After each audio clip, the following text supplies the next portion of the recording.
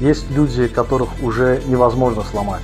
Жизнь уже пыталась. Это люди, прошедшие трансформацию. Они знают, что такое обнуление, знают, что такое пустой карман, одиночество, разбитое сердце, потери близких, предательство, насмешки. Они знают, что такое собирать себя по кусочкам, когда никто не видит. И именно поэтому их сила больше не зависит от денег, их уверенность больше не зависит от чужого мнения. Именно эти люди будут влиять на мир. Я называю их воины света, потому что это люди, которые прошли через тьму и сохранили свет. И тот, кто проходит сегодня через свою трансформацию, не волнуйся, Всевышний не ломает тебя, у него нет такой задачи. Прямо сейчас он создает человека, которого уже невозможно будет остановить. Человека, способного выполнить свое предназначение. Потому что некоторые души проходят через огонь не для того, чтобы выгореть, а для того, чтобы стать светом для других. И, возможно, одна из этих душ – это ты.